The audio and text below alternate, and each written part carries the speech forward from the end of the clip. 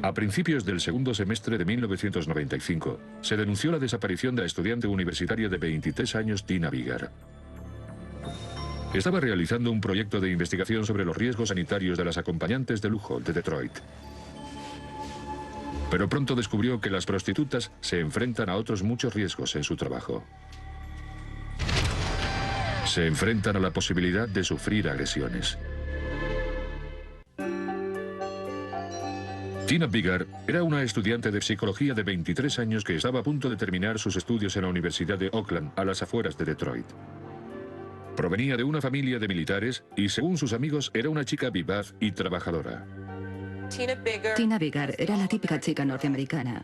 Su familia se dedicaba al salvamento marítimo. Su padre era comandante de salvamento marítimo y su madre enfermera. La gente que conocía a Tina, su entorno, la describe como una chica divertida, buena estudiante, muy querida por sus amigos y compañeros, y sobre todo por su familia, una buena hermana mayor y una estupenda hija. Tina compaginaba sus estudios con un trabajo de camarera en el restaurante Rochester Chop House y vivía con su novio Todd Nurberger en un exclusivo complejo de apartamentos no muy lejos de su universidad.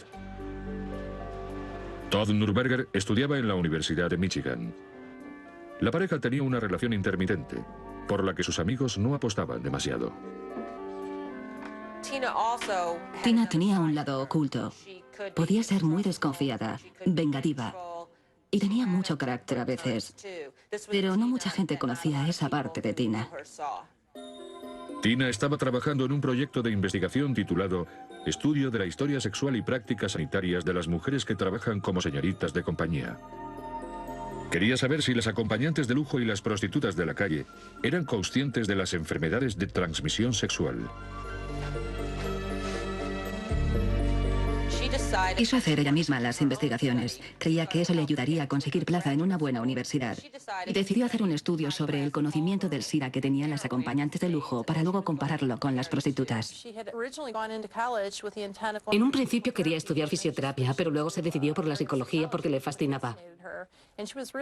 Por eso se implicó tanto en este proyecto de investigación y así entró en contacto con las prostitutas. El 23 de agosto de 1995, Todd se marchó a trabajar. Según Tina seguía durmiendo cuando él se fue por la mañana. Y cuando volvió por la noche ya no estaba. Todd llamó a la policía de inmediato. Normalmente los casos de personas desaparecidas se resuelven en un par de días. Quizás un par de horas. Normalmente a través de varias llamadas telefónicas se averigua dónde está o dónde ha estado la persona. Pero este caso fue diferente desde el principio. El coche de Tina había desaparecido, pero todos sus objetos personales estaban en su apartamento. Ninguna de las amigas de Tina la había visto ni sabía nada de ella. Y la policía descubrió que Tina quería trasladarse a otro apartamento sola, sin Todd. Además, le había dicho a su familia que quería empezar a salir con otros chicos cuando se cambiara de casa.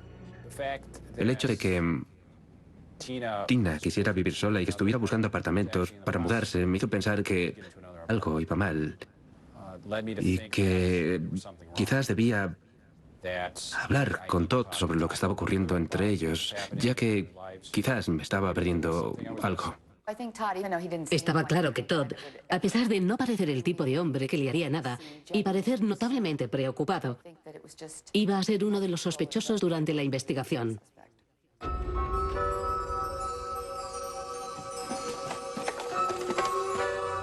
La policía averiguó que Tina encontró pruebas de que Todd estaba viendo a otra mujer.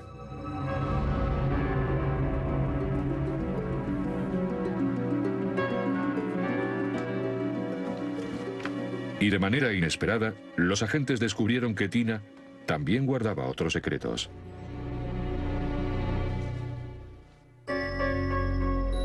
Tina Vigar, estudiante de psicología de 23 años, era una excelente estudiante que, según sus amigos, tenía una prometedora carrera por delante. Desapareció sin dejar rastro poco antes de acabar el segundo semestre en la Universidad de Oakland, a las afueras de Detroit.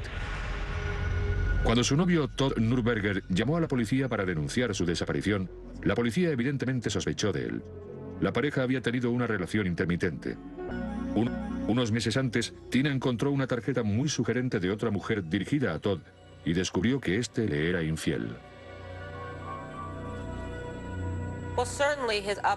Bueno, tenían una relación con muchos altibajos. Se les veía discutir con frecuencia. Él la quería mucho, pero los dos tenían mucho carácter. Él pasaba más tiempo con ella que con nadie, y posiblemente la conocía mejor que nadie. Por tanto, era el sospechoso principal. A pesar de sus diferencias, Todd Nurberger negó cualquier implicación en la desaparición de Tina Biggar. Tina trabajaba como camarera en el restaurante Rochester Job House. Cuando Todd llamó al restaurante para saber si había ido a trabajar, le dijeron algo alarmante.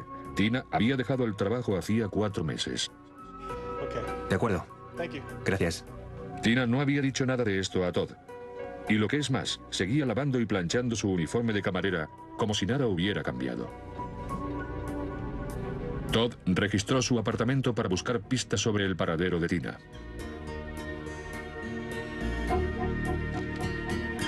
Y encontró una bolsa que no conocía.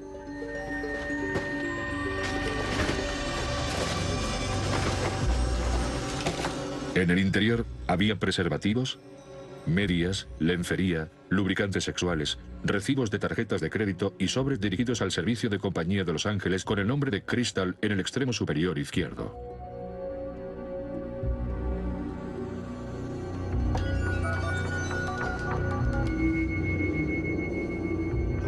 Hola. ¿Conoce una chica que se llama Tina Biggar? Los propietarios del servicio de compañía de Los Ángeles decían no conocer a nadie con el nombre de Tina Biggar. En cambio, Crystal era el nombre de una de sus señoritas de compañía más populares. Las agencias de señoritas de compañía existen en la mayoría de las grandes ciudades y ofrecen compañía femenina a los hombres a cambio de unos precios que oscilan entre los 150 y los $300 por hora. Entre los servicios ofrecidos está a menudo el sexo. Funcionan así. Un cliente llama a la agencia y dice que quiere ver a una chica. Puede solicitar una rubia, una morena, una alta, una baja. Y la agencia, que tiene un grupo de chicas trabajando para ellos, contacta con ellas. Les dice que hay un cliente que quiere verlas en un lugar y a una hora determinada. Y después, dicho cliente paga a la chica directamente. Todd empezó a sospechar que Tina había estado llevando una doble vida como chica de compañía.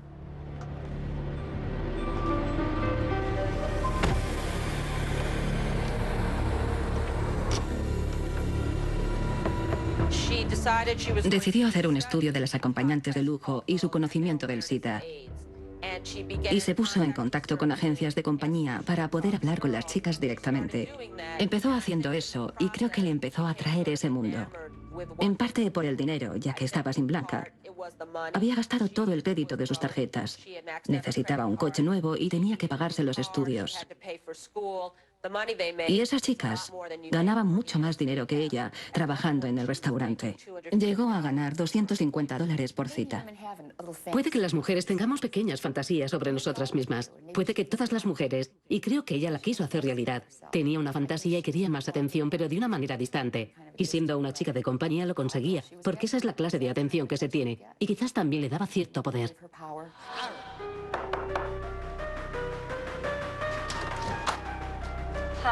Hola. A pesar de negarlo al principio, la agencia de compañía terminó admitiendo lo que Todd sospechaba. Tina Biggar trabajaba como señorita de compañía y su nombre profesional era Crystal.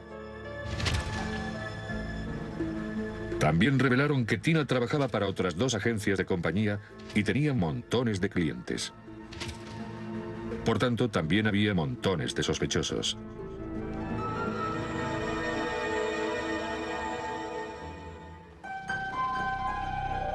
La investigación de la desaparición de Tina Biggar destapó un oscuro secreto. Durante el último año, Tina había trabajado como acompañante de lujo.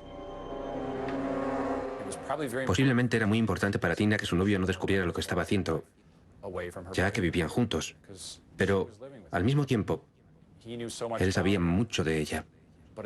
Y si se enteraba de que trabajaba en una agencia de compañía, evidentemente tendría muchos problemas en su vida y con su pareja. Naturalmente fue un gran golpe para él y en un momento dado quiso suicidarse con una pistola que tenía. Pero sus amigos le convencieron de que no lo hiciera y a partir de ese momento decidió que haría todo lo que tuviera que hacer para averiguar qué le había ocurrido a Tina. Los datos de la agencia de compañía revelaron que los servicios de Tina eran muy solicitados por un hombre llamado Ken Tranchita.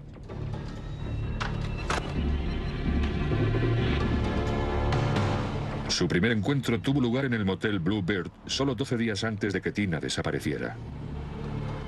Entre los objetos personales de Tina que se encontraron en su apartamento había una carta de amor de Ken.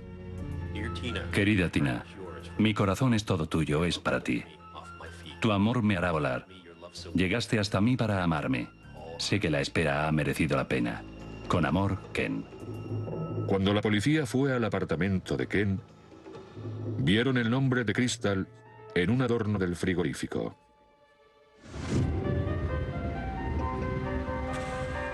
Según un vendedor de coches de la zona, Tina estuvo con Ken Tranchita viendo coches.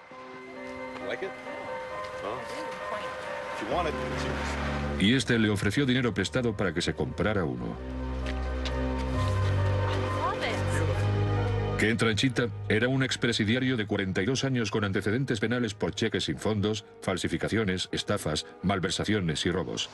No era el hombre adinerado que hizo creer a Tina. Iba dando tumbos por la vida. Era un ladronzuelo y un estafador de poca monta. Tuvo algunos trabajos sin importancia, pero ninguno le duró mucho. Era una especie de comadreja. No sé de qué otra forma describirle. Tenía una voz muy débil y era un hombre bastante patético. Y posiblemente quisiera que Tina fuera su novia o algo así. Y que tuviera una relación con Tina Viggar, que era la típica chica norteamericana con un futuro prometedor, no tenía ningún sentido. Tranchita admitió conocer a Tina Viggar con el nombre de Crystal a través de la agencia de compañía. Según él, siguieron viéndose sin que la agencia lo supiera. Y Tina dejó de cobrarle por sus relaciones sexuales, ya que se habían hecho amigos. También contó a la policía que había llevado a Tina al aeropuerto una semana antes porque ésta tenía que ir a Ohio para otra de sus citas. En el registro de vuelos a Ohio no había rastro de ninguna Tina Viggar. Según Ken, Tina le dejó el coche a él para que lo cuidara mientras ella estaba fuera. Cuando la policía quiso inspeccionar el coche, a Tranchita no le quedó más remedio que acceder. En el interior, los agentes encontraron nombres y direcciones de otros clientes de la agencia de compañía, junto con las direcciones de sus viviendas. Por los papeles que encontramos en su coche y por la agencia de compañía supimos que tenía contacto con hombres que vivían fuera del país o en otros estados. Por tanto, era posible que hubiera viajado a otro lugar. Aunque el vehículo estaba lleno de basura, una inspección preliminar no encontró pruebas de actos criminales. Según diversos estudios, los asesinos primerizos se deshacen de los cuerpos de sus víctimas en lugares que conocen. Por eso la policía utilizó perros adiestrados para buscar en zonas cercanas a la vivienda de Tranchita. El agente del estado de Michigan, Richard Hitty, trabajaba con Kai, un perro con mucha experiencia en encontrar cuerpos humanos. Para adiestrar a estos perros, los agentes esconden una pequeña muestra de tejido o fluido humano en la zona boscosa donde les estén entrenando. No premiamos al perro si encuentra restos animales, pero sí le premiamos cuando encuentra restos humanos. Así que van a buscar mucho más eficazmente restos humanos porque quieren ser premiados. El agente Hitty y Kai buscaron por las zonas boscosas cercanas a la casa que tenía alquilada Ken Tranchita. Y también por los alrededores de un monasterio cercano, donde Tranchita paseaba a menudo. A pesar de cubrir mucho territorio, no encontraron nada. Sin pruebas contra Ken Tranchita, la policía le puso en libertad. Y fue un error del que los agentes se arrepentirían muy pronto. Tras el interrogatorio de Tranchita sobre la desaparición de Tina, fue puesto en libertad por falta de pruebas en su contra. Aunque se sospechaba que sabía más sobre el paradero de la chica de lo que estaba contando. Estaba claro que la relación de Ken con Tina era más que un simple servicio de compañía, ya que se había encontrado una carta de amor de Ken entre las pertenencias de Tina, y Ken le había prometido prestarle dinero para que se comprara un coche nuevo. Le iba a dejar dinero para que se comprara un coche. Le hizo muchas promesas. Le decía cosas para que quisiera seguir viéndole. Y quizás ella le hizo pensar que eran amigos para conseguir las cosas que le prometía. Sin más pistas, la policía decidió registrar por segunda vez el interior del coche de Tina. Para su vergüenza, lo que en principio creyeron eran manchas de café en una taza, ahora parecía ser sangre. Y cuando levantaron la moqueta del maletero, encontraron una mancha de sangre en el lado derecho. Las pruebas de ADN revelaron que la sangre era de Tina Biggar. Los agentes de policía sospechaban que se trataba de un homicidio, pero cuando vieron que había sangre, no tuvieron más dudas al respecto. La cantidad de sangre que había en el maletero indicaba que se trataba de un asesinato. Y como el vehículo había estado en manos de Ken Tranchita desde la desaparición de Tina, él era el principal sospechoso. Pero Ken Tranchita había desaparecido. La policía hizo un gran avance en el caso un mes después de que Tina desapareciera. El hermano de Ken Tranchita sugirió a la policía que registraran una casa abandonada que había pertenecido a una tía suya. La casa estaba a tan solo 10 millas del apartamento de Tina Biggar. En los alrededores, la policía encontró el cuerpo sin vida y en estado de descomposición de una mujer joven. La carne y los órganos habían desaparecido. Solo quedaban los huesos, cabello y huesos. Por tanto, el médico forense no tenía mucho con lo que trabajar. Como no había manchas de sangre cerca del cuerpo, los científicos forenses creyeron que el asesinato tenía que haberse producido en otro lugar. Un análisis posterior de las radiografías dentales reveló que el cuerpo era el de Tina Biggar. Como la descomposición empezó en la zona del cuello, el forense sospechaba que Tina podía haber sido estrangulada, ya que la descomposición empieza en las zonas que sangran en el momento de la muerte. No fue una muerte por causas naturales. No había ningún tipo de fractura en la zona de la cabeza. Por tanto, la clave estaba en el cuello. Se trataría de lo que nosotros llamamos trauma. No puedo decir si la acuchillaron o si la estrangularon, hicieron, no lo sé. Pero lo que sí sé es que fue una lesión en el cuello. La clave de su muerte está en el cuello. La búsqueda de Ken Tranchita había pasado a nivel nacional. Tranchita fue localizado en un deprimido barrio céntrico de Detroit. La policía lo rodeó. Ken intentó cortarse las venas en un baño antes de entregarse. Tras varias horas de interrogatorio, Ken Tranchita terminó admitiendo que él y Tina tuvieron una discusión por el dinero.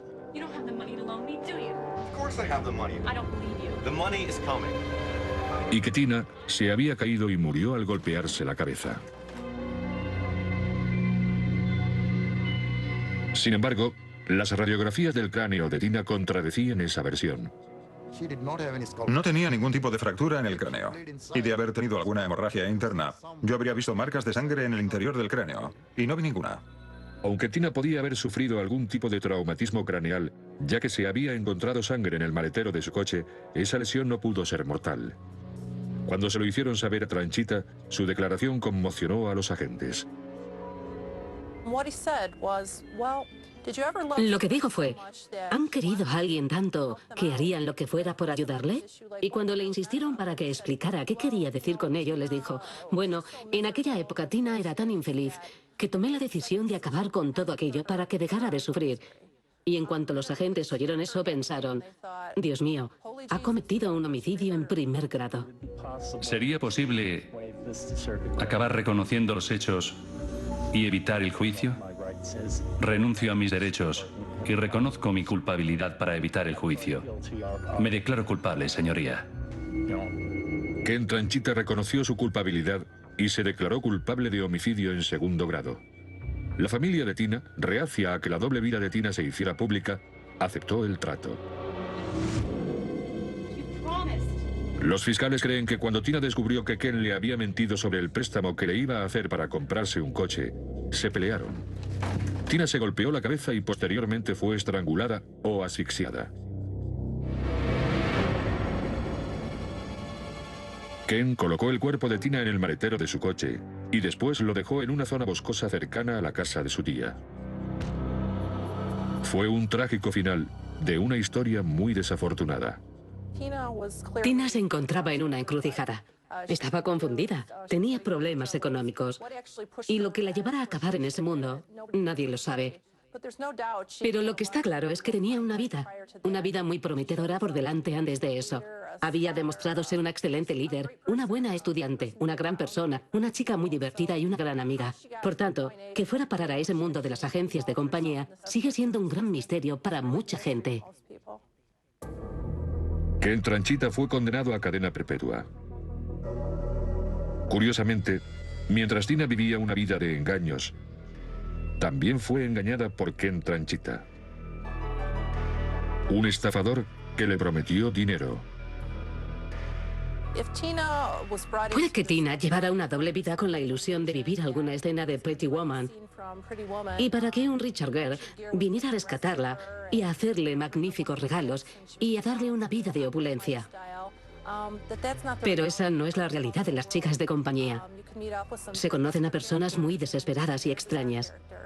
Y en este caso, por desgracia, el hombre que conoció no era Richard Gere, sino Ken. Y la realidad de acabar muerta en el campo es más frecuente que la de la película. Eligió ese camino y pagó el precio más alto que se puede pagar. Y eso es lo que a la mayoría de los padres nos preocupa más: la seguridad de nuestros hijos. Y creo que al contar la historia de Tina, estamos enviando un mensaje a otras chicas que se pueden encontrar en la misma situación, o a otras mujeres que quieran entrar en ese negocio, a las mujeres que crean que pueden provocar o jugar una temporada en un mundo al que no pertenecen. Creo que su historia sirve para decirles que se pueden meter en muchos líos y que se pueden encontrar en situaciones que no podrán controlar y que pueden terminar muertas. Un profesor de instituto apareció muerto por herida de bala y los investigadores dictaminaron que había sido una muerte accidental. Pero una cinta de cassette grabada por la víctima 3 días antes de su muerte suscitó algunas preguntas que exigían respuestas.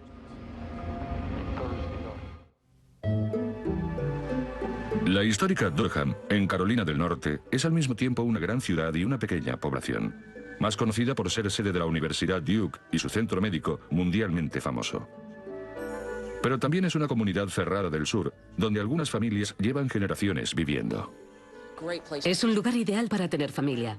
Si uno busca en este condado una comunidad que tenga colegios maravillosos, buenos parques y fantásticas instalaciones recreativas, lo encontrará aquí. Russell Stagger era un entrenador de baloncesto y profesor de educación vial muy popular en el Instituto Durham.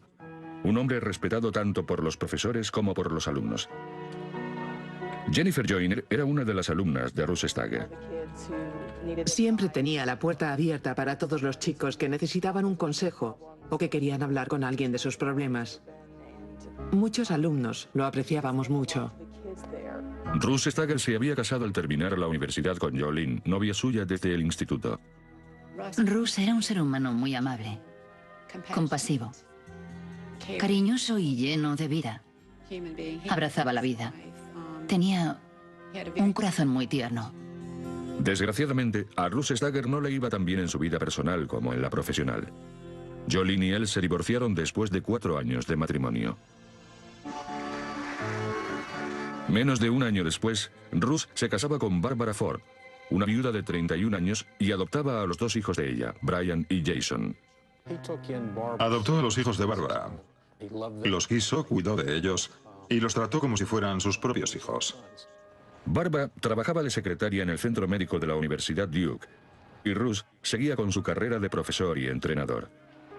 Los fines de semana trabajaba en la Guardia Nacional y daba clases con su esposa Barbara en la escuela dominical de su iglesia. Según todas las apariencias, Russ y Barbara Stagger llevaban una vida modelo. Pero todo eso cambió en la madrugada del 1 de febrero de 1988.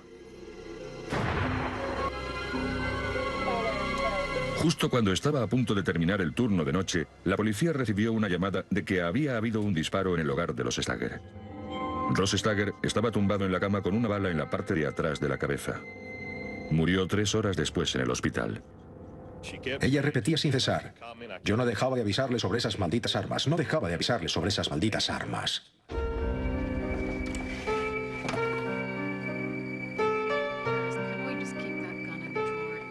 Barbara Stager dijo que Russ dormía con una pistola del calibre 25 debajo de la almohada debido a unos robos recientes en el vecindario.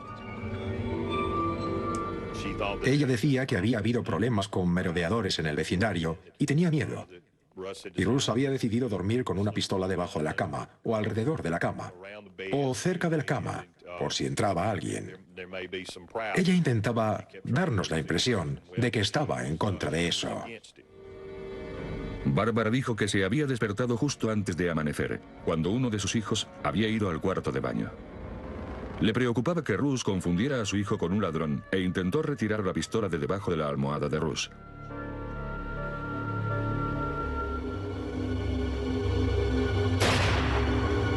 Al hacerlo, la pistola se disparó accidentalmente y la bala entró en la cabeza de Russ. El dictamen fue de muerte accidental. Era un mentor, entrenador de béisbol, un hombre muy querido por muchos chicos del Instituto Durham, que vivieron una sensación de pérdida, una sensación de shock, también de incredulidad. ¿Qué le ha pasado al hombre al que queríamos? Cuando me enteré no podía creerlo. No dejaba de repetirme, no, el entrenador Stager no. Era un entrenador fantástico. Cuando me enteré de la noticia me dio mucha pena.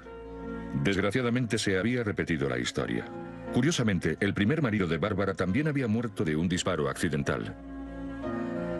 Estaba limpiando su pistola del calibre 25 cuando se disparó por accidente y la bala le entró en el pecho. Barbara Stager era ahora viuda de nuevo por un disparo accidental.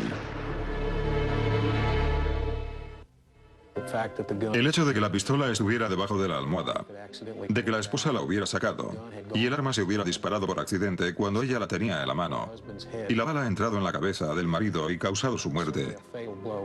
Todos esos factores había que investigarlos muy de cerca, porque son muy poco corrientes. No son sucesos de todos los días. Unas horas después de la muerte de Russ Stager, el inspector Rick Buchanan fue a casa de los Stager a hacer unas preguntas de rutina.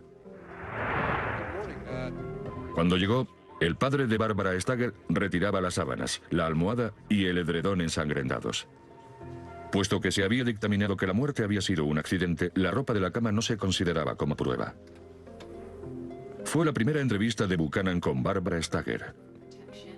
Se mostró un poco retraída, creo. No excesivamente amigable. No se mostró muy durante la entrevista. Entramos en el dormitorio y ella me enseñó el lugar. El dormitorio ya estaba limpio, habían cambiado las sábanas y hecho la cama. Parecía un día normal en la casa. Barbara Stager repitió su versión de la muerte de su esposo, que la pistola se había disparado por accidente cuando ella la sacaba de debajo de la almohada de su marido. Le dijo a Buchanan que había sido feliz en sus 9 años de matrimonio con Russ y que él había sido un buen padre para sus 2 hijos. Algo no encajaba, pero yo no conseguía saber lo que era.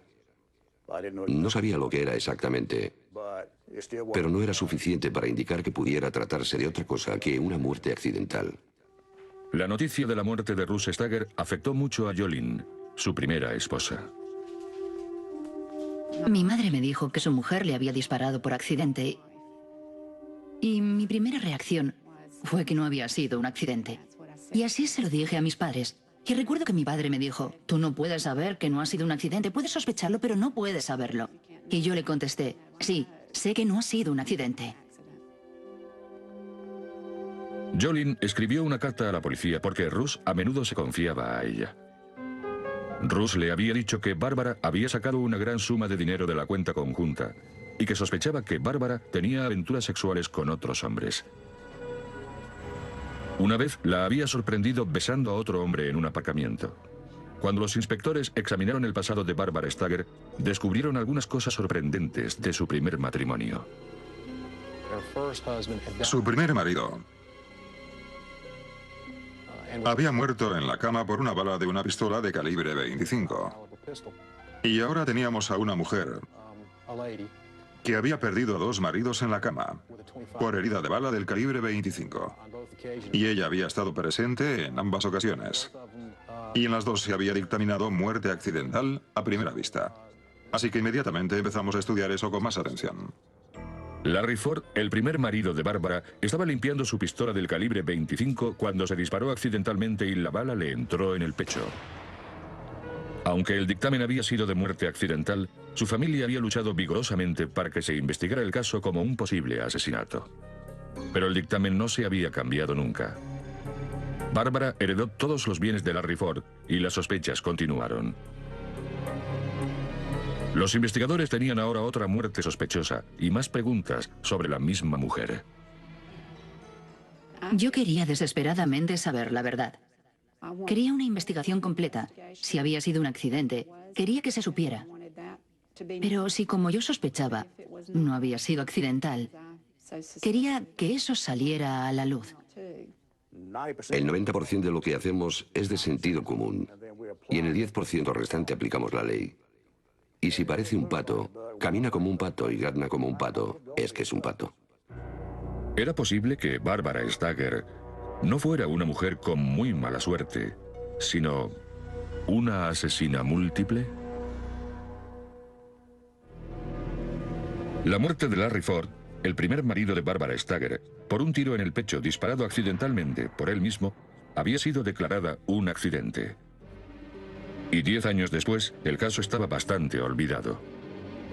Pero Russ Stager, el segundo marido de Barbara, sí había pensado en él poco antes de su muerte. Russ le había dicho a su exmujer, Jolene, que temía por su vida. Sabía también que el primer marido de ella había muerto en circunstancias misteriosas. Y creo que sumó todo eso y que estaba preocupado por su vida. Pero ante todo, se sentía paranoico. Usaba mucho esa palabra. Seguramente es paranoia mía, decía. Según Barbara Stager, la pistola se había disparado accidentalmente cuando ella intentaba sacarla de debajo de la almohada de su marido. Barbara dijo que la pistola tenía el gatillo flojo y que ella apenas lo había tocado cuando se disparó. Eugene Bishop, experto en armas de fuego, llevó a cabo lo que se conoce como la prueba del gatillo. En ella se le van aumentando pesos de medio kilo al gatillo para medir la fuerza que se necesita para apretarlo. La pistola tenía una fuerza de gatillo de 2 kilos, lo que no es un gatillo flojo. Había que aplicar fuerza deliberada para disparar la pistola. Algo que se contradecía con la historia de Barbara Stager. En la autopsia, los forenses descubrieron otra discrepancia. La trayectoria de la bala mortal no encajaba con la versión de Barbara Stager.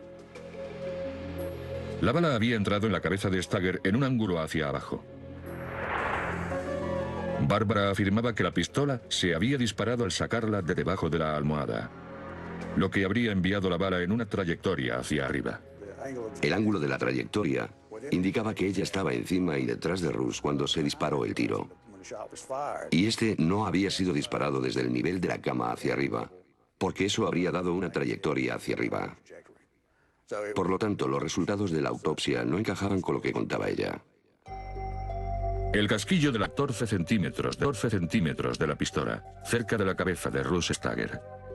Eugene Bishop probó la pistola y descubrió que expulsaba los casquillos a la derecha y hacia atrás del autor del disparo, lo que implicaba que, si la versión de Barbara era correcta, el casquillo tendría que haber aparecido hacia el medio de la cama.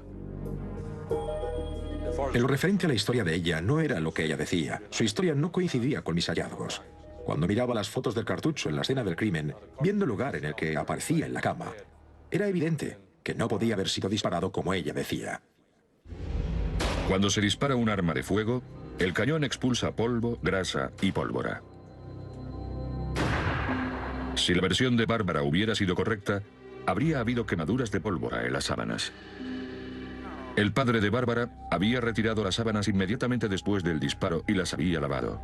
Pero es posible identificar residuos de pólvora incluso después de lavar las sábanas, y cuando las examinaron los técnicos, no encontraron ni rastro de residuos de pólvora. Dadas todas esas contradicciones, el inspector Rick Buchanan pidió a Barbara Stager que repitiera en una grabación de vídeo lo que había ocurrido la mañana del accidente. Estoy cara a cara con una asesina, lo sé, pero ella no sabe que yo lo sé. Barbara Stager recrea su versión de la historia con un inspector haciendo el papel de Russ Stager.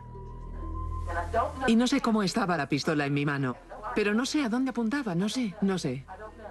Y se da cuenta casi inmediatamente de que hay contradicciones. Un momento. Un momento. Eso no era.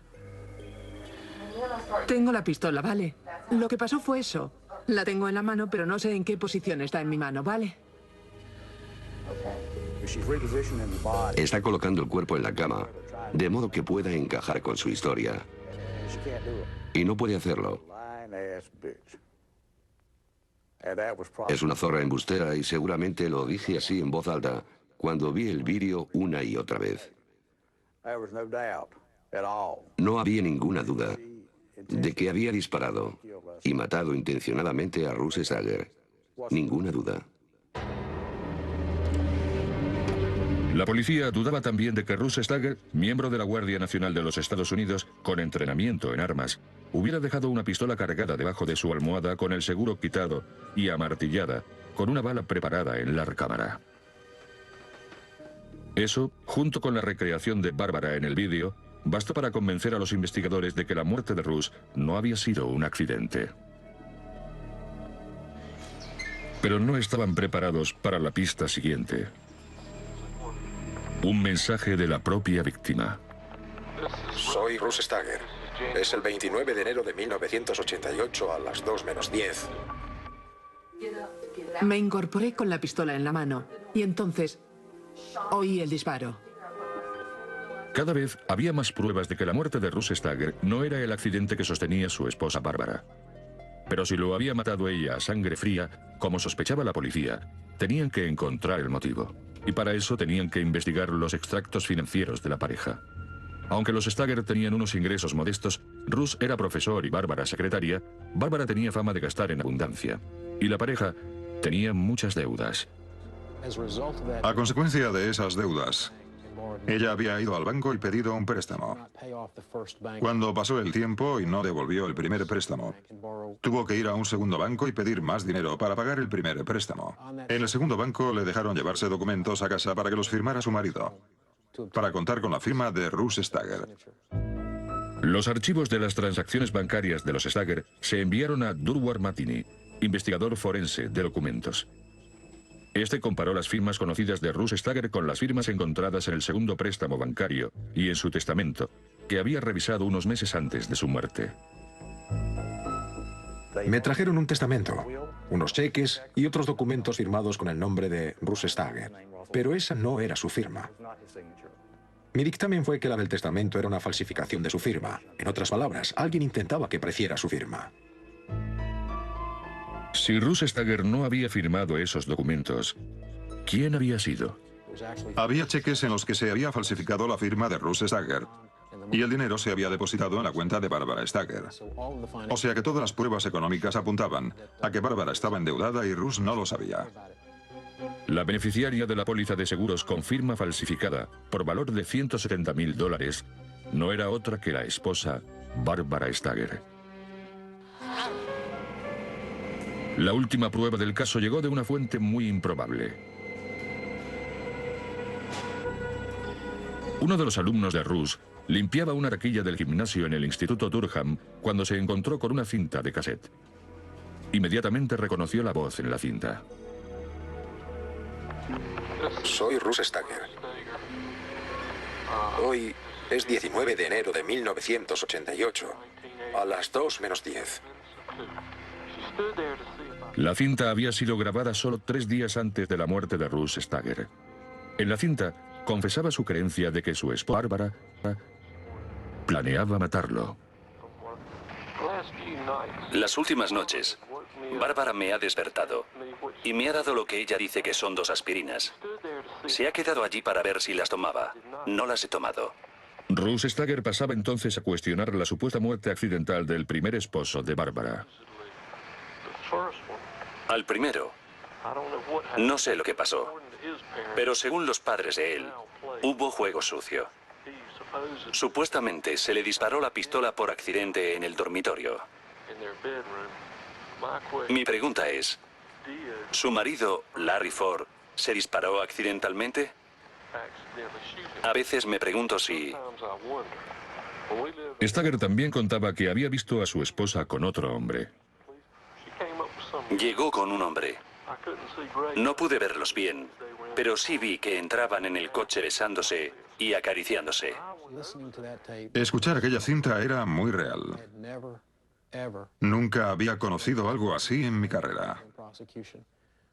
Que juzgues un caso a una persona por homicidio y la víctima a la que yo represento, que no tiene voz en el tribunal, y oír lo que sentía, sus experiencias y preocupaciones justo antes de su ejecución, es...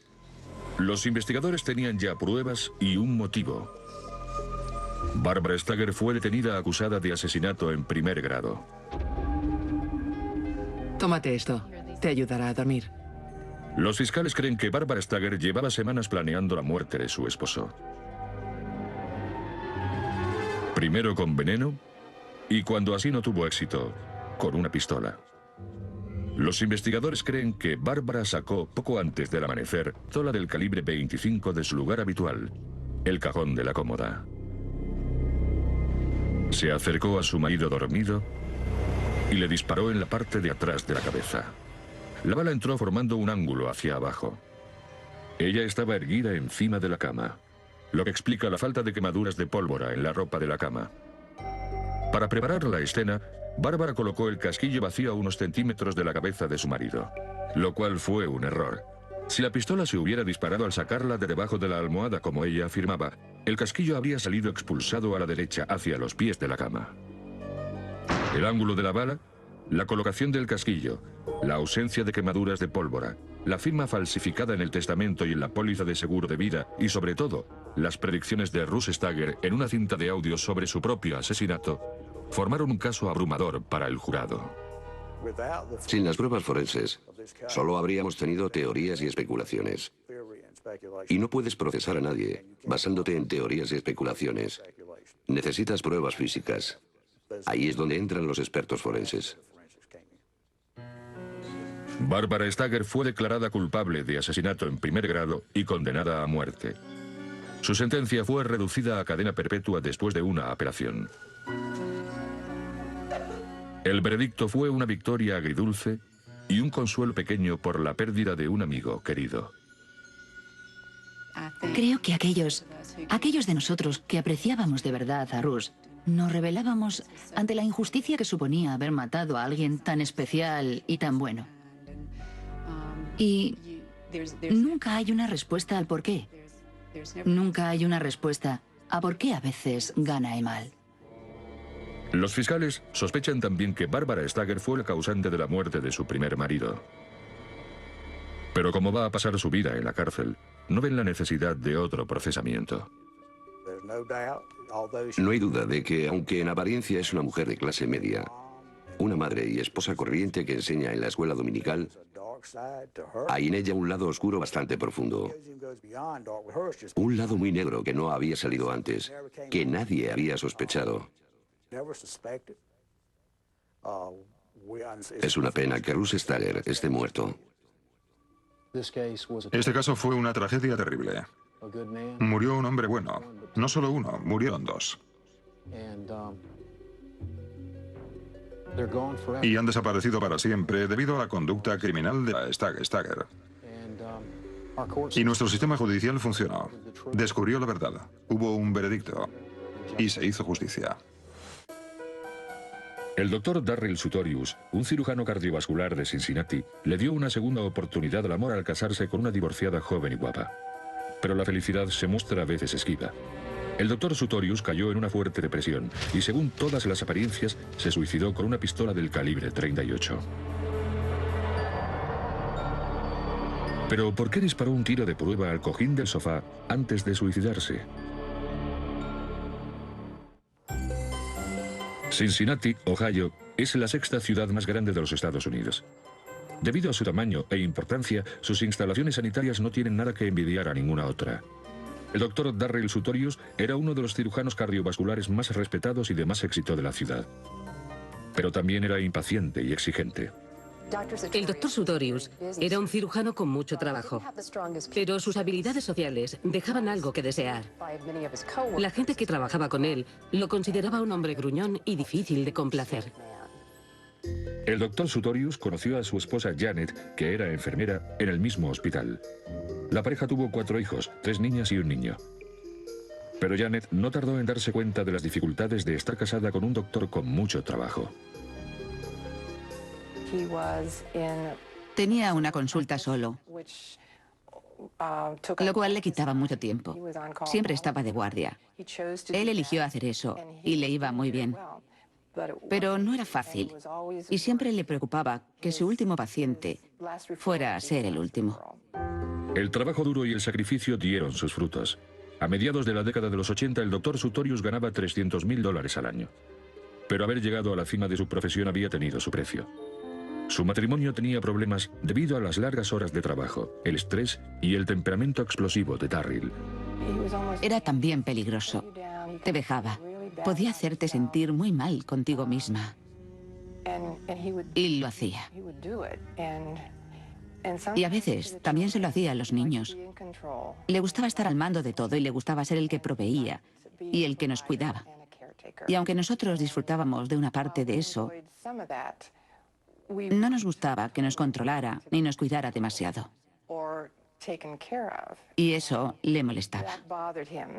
Creo que yo era demasiado independiente para él. Después de 30 años de matrimonio, la pareja se divorció. El doctor Sutorius se sentía solo, estaba deprimido y tenía sobrepeso, y le resultaba difícil vivir separado de sus hijos. Creo que le interesaba encontrar una mujer que no se enfrentara mucho a él, que le dijera que era maravilloso y le halagara, por así decir. Para buscar compañía, Sutorius recurrió a un servicio de citas. Las agencias de citas son un gran negocio en Estados Unidos. Los clientes pagan una tarifa y dejan su foto y su información personal, que la agencia distribuye a otros clientes. La agencia de citas consideró que Sutorius y una mujer de 45 años, Dante Britton, harían una buena pareja. La señora Britton se describía como propietaria de una guardería y decía que se había divorciado hacía poco. Era guapa. Una talla 38 perfecta. Bajita. Sabía dar la impresión de que era un buen partido, cosa que es muy importante para un compañero, para alguien que busca una compañera. Después de 4 meses saliendo juntos, el doctor Sutorius y Dante se casaron. Parecía que Darryl seguía adelante con su vida, pero su nueva esposa no tardó en encontrar problemas. Era muy simpático y muy bueno, pero estaba tan deprimido. Y además de la depresión, Dante descubrió que era impotente. Le daba vergüenza decírmelo, y creo que no sabía cómo me lo iba a tomar. Y yo solo le dije que siguiera dándome muchos abrazos y muchos besos en la mejilla, y que siguiera cogiéndome de la mano. El doctor Sutorius estaba tan deprimido que comentó con algunos colegas que quería suicidarse. Parte del problema eran los sorprendentes secretos que había descubierto sobre su nueva esposa. Cuando el doctor Sutorius se casó con Dante Britton, la pareja se mudó a una casa de lujo en un barrio residencial de Cincinnati.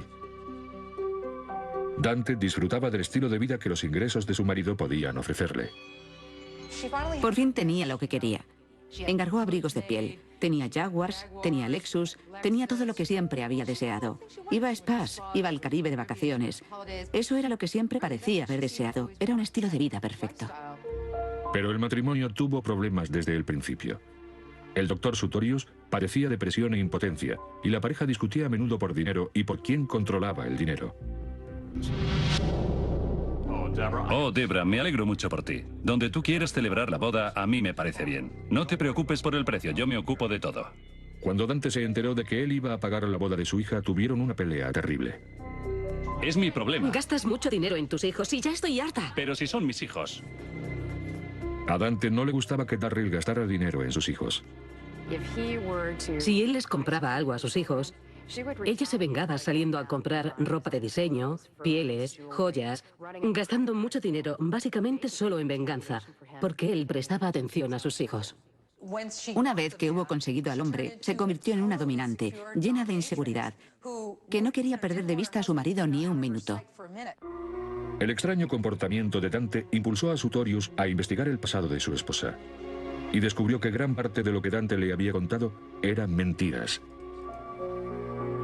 Su verdadero nombre era Della Hall. No se había licenciado en la Universidad de California como afirmaba. En realidad, ni siquiera había terminado el instituto. y había mentido sobre el número de veces que se había casado. El doctor Sutorius era su quinto marido. Ella era la clase de persona que tiene que decir la última palabra, que a menudo dejaba una relación después de una gran escena. Y Sutorius descubrió que su nueva esposa tenía antecedentes violentos. Había amenazado a su cuarto esposo con una pistola. Había amenazado al tercero con un cuchillo. Había prendido fuego a la cama de uno de sus novios, lo había drogado y le había quemado la cama. Él se despertó en la cama ardiendo. Gracias a Dios sobrevivió a aquello. Se rumoreaba que había asesinado a novios anteriores y posiblemente también a otro marido en California. Pasamos bastante tiempo trabajando con la unidad de homicidios de Los Ángeles, quienes colaboraron con nosotros y nos rastrearon varias pistas. Pero no conseguimos identificar a ningún novio ni marido anterior en el sur de California que aún viviera. La señora Sutorius había sido también acusada de amenazar a su marido anterior con una pistola, un incidente que aterrorizaba a Darryl. Hablé de eso con uno de sus colegas, otro cirujano cardiovascular de Cincinnati, y me dijo que Darryl había ido un día a trabajar con un chaleco antibalas. Y cuando lo vio no podía creerlo. Le preguntó a qué venía aquello y Darryl le contestó que temía por su vida y por eso llevaba un chaleco antibalas. Confesó tener miedo. Agente, necesito su ayuda. Después de descubrir la verdad sobre su nueva esposa, el doctor Sutorius paró a un policía en una gasolinera. Dio al policía la pistola que pertenecía a su esposa y le pidió que se la llevara porque temía por su vida. El policía observó que el doctor Sutorius parecía desorientado. La siguiente parada del doctor Sutorius fue el despacho de su abogado. Aunque solo llevaban 10 meses casados, Sutorius quería borrar a su esposa de su testamento. También inició los papeles del divorcio. Para entonces, la pareja ya no dormía junta. Él estaba casi siempre en el sótano y pasaban días sin que se vieran. Un lunes por la mañana, el 19 de febrero de 1996, el doctor Sutorius no fue a trabajar y no respondió al busca. Su enfermera llamó a la policía. 911, emergencias. Trabajo para Darryl Sutorius, que es médico. He llamado a su busca y temo que le haya ocurrido algo porque no es propio de él no contestar el busca.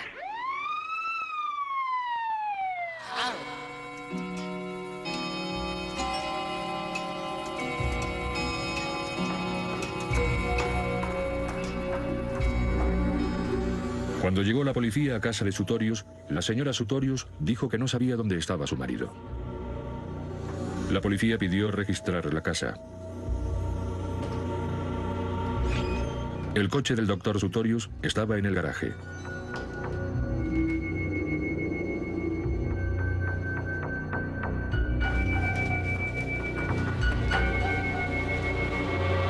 ¡Dios mío! ¡Lo he encontrado! Encontraron al doctor Sutorius muerto en el sótano con una herida de bala en la cabeza. En el suelo había una pistola del calibre 38. Tenía todo el aspecto de un suicidio. Era una herida de bala en un lado de la cabeza. El arma estaba relativamente cerca del cuerpo. La sangre estaba completamente seca y ya presentaba el rigor mortis, lo que indicaba que llevaba muerto al menos un día o dos. Parecía que Sutorius estaba bebiendo y viendo la tele cuando disparó el tiro fatal. Yo sabía que tenía tendencias suicidas. Su abogado también pensaba lo mismo y había una probabilidad de que hubiera sido un suicidio.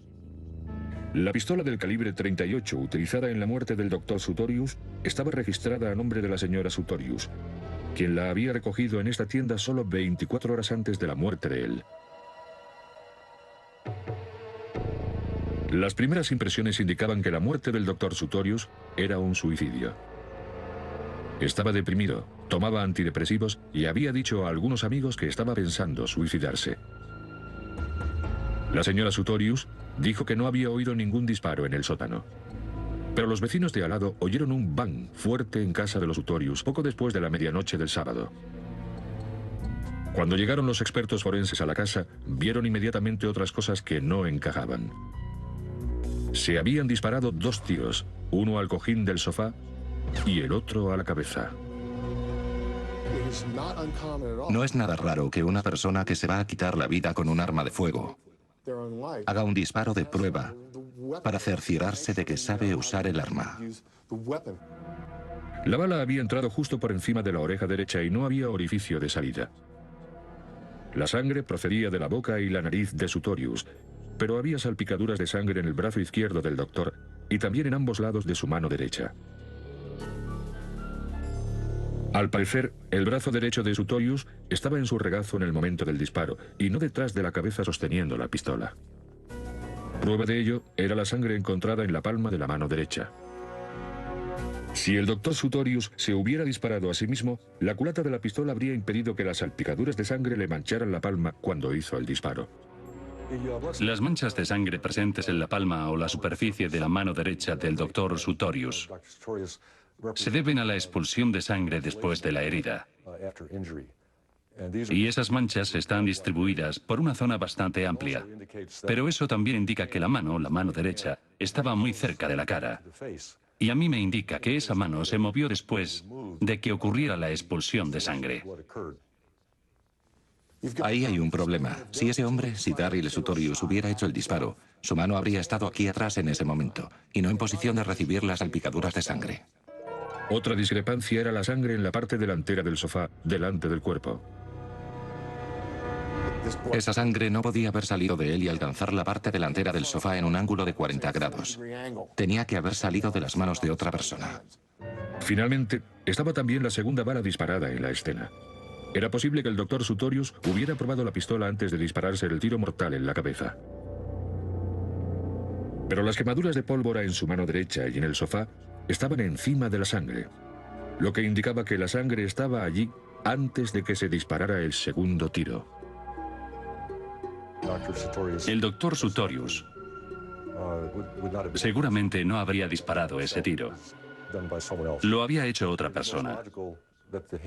Es más lógico pensar que movieron la mano hacia la zona donde se disparó el segundo tiro, con la intención quizá de dejar residuos de pólvora en las manos de la víctima, lo cual haría parecer que aquello había sido un suicidio y no un homicidio. La señora Sutorius era la única otra persona presente en la casa cuando murió Darryl. Pero, ¿cuál era el motivo del asesinato? Tenía un motivo de $1 millón. Quería ese dinero. Él tenía un plan de pensiones que ella tenía derecho a cobrar como esposa. Si Darryl se hubiera divorciado de ella, la señora Sutorius solo habría recibido una pensión de entre $1.000 y $2.000 al mes. $1 millón es un motivo poderoso para asesinar. La policía descubrió que la señora Sutorius había usado al menos 7 nombres diferentes en los 10 años anteriores. No había trabajado nunca, y las personas cercanas a ella sabían que era un peligro. La señora Sutorius había recogido el arma asesina en esta tienda 24 horas antes de que se hicieran los disparos. Target Wall no es solo una tienda de armas, sino que también tienen un lugar donde puedes ir a practicar y aprender a disparar. Fuimos a ver a esa gente y nos enteramos que ella había ido allí a comprar el arma. Había cumplido el periodo de espera y había vuelto 4 o 5 días más tarde a recoger la pistola. Nos enteramos por el dueño de la tienda de que generalmente cuando venden una pistola a una mujer, le ofrecen unas clases para aprender a disparar. Y ella había aceptado e incluso nos hicimos con el blanco al que había disparado ella durante esas clases. Curiosamente, encontramos ese blanco en su casa. Y lo había hecho muy bien. Parecía tener una habilidad innata, porque la persona que le dio las clases dijo que había metido 25 tiros de 25 en la zona mortal. Pero quizá la información más perjudicial fue la que contó la madre de Della a la policía. La madre de Della llamó por teléfono a la oficina del sheriff del condado de Hamilton y le aseguró que Darryl Sutorius no se había suicidado. Les aseguró que había sido asesinado y que era su hija la que había cometido el crimen. Es una relación de madre e hija muy retorcida y culmina con que Olga acaba siendo la persona que llama a las autoridades para decirles que si Darryl Sutorius ha muerto, cree que lo ha matado su hija. Esa debe de ser la traición suprema de una madre. Independientemente de lo que piensen, la mayoría de las madres quieren creer que sus hijas no son capaces de asesinar. Pero en esta historia, Olga no solo cree que su hija es capaz de asesinar, sino que es ella misma la que denuncia a su hija. Es una historia retorcida, muy retorcida. Della Faye Hall, también conocida como Dante Britton, fue detenida y acusada de asesinato por haber disparado a su esposo, Darryl Sutorius. Su defensa insinuaba que había un asesino suelto en el barrio, puesto que una vecina había sido asesinada brutalmente a pocas manzanas de la casa solo 3 días después de la muerte de Sutorius. Pero no había señales de entradas forzadas en la casa de Sutorius, y los investigadores estaban convencidos de que las pruebas forenses y el motivo apuntaban claramente a la señora Sutorius. Alrededor de las 2 de la mañana, el doctor Sutorius estaba en el sofá del sótano viendo la tele. Su esposa se acercó por detrás con la pistola del calibre 38 y le disparó un tiro fatal. Sangre procedente de la boca y la nariz salpicó la mano derecha de él, prueba de que no sostenía la pistola cuando se disparó. Della entonces le puso la pistola en la mano y disparó el segundo tiro para que encontraran restos de pólvora en las manos de él. Pero la sangre de su mano indicaba otra cosa, y también las quemaduras de pólvora de los cojines del sofá, que estaban también encima de las manchas de sangre. Durante el asesinato, la mano de Della se manchó de sangre que ella intentó sacudirse. La sangre cayó en la parte delantera del sofá en un ángulo de 45 grados. Pero al mover la mano del doctor Sutorius, al moverla y colocar en ella la pistola, cometió algunos errores fatales para la defensa de que aquello había sido un suicidio. Tenía sangre en las manos y la sacudió. Y ahora había salpicaduras de sangre en el sofá que procedían de una dirección equivocada. Y estaban donde habrían estado las piernas de él. Y no hay un modo científico de explicar eso con la teoría del suicidio. O sea que ella tiene un problema. Salpicaduras de sangre en el sofá en la dirección equivocada. Tiene un brazo donde no debería estar. Tiene sangre en los 2 lados de las manos de él donde no debería haberla. Y tiene manchas de sangre en un arma de fuego donde no debería haberlas. Aunque la muerte del doctor Sutorius podía haber parecido un suicidio, las pruebas forenses apuntaban claramente a un asesinato. ¿Todos en pie? Durante el juicio se oyó la voz del doctor Sutorius en el tribunal, en un mensaje que había dejado su hija en el contestador de ella. No llames a Dante. No hables con Dante. Si hablamos tú y yo, que quede entre nosotros, por favor. Por favor, no me hagas eso. Puede que no sobreviva a esto. Se percibía el miedo en su voz. El miedo de que ella amenazara con matarlo. Y él tenía miedo de que lo cumpliera. Puede que no sobreviva a esto, por favor, no la provoques. Un jurado de Cincinnati solo tuvo que deliberar poco más de 4 horas antes de dictar un veredicto. Nosotros, el jurado, declaramos a la acusada Della Dante Sutorius culpable de asesinato con agravantes. Fue condenada a cadena perpetua y no podrá pedir libertad condicional hasta el 2014.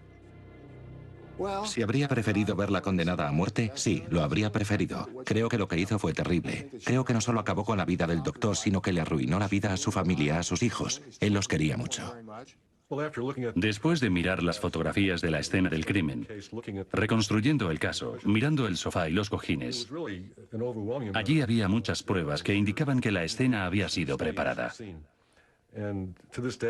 Y hasta hoy no sé cómo pudo pensar Della que se saldría con la suya, porque sencillamente allí había demasiadas pruebas.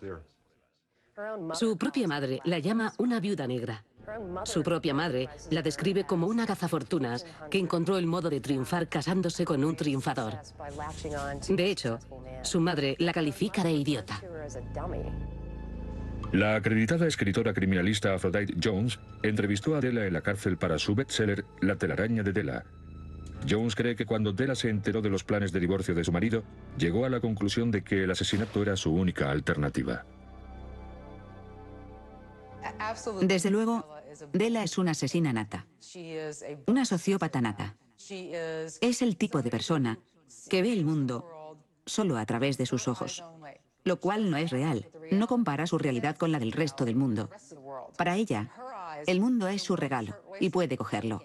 Y si no puede cogerlo, encontrará el modo de conseguirlo. No considera que tenga que ganarse algo. Para ella las cosas no funcionan así. Solo cuenta ella.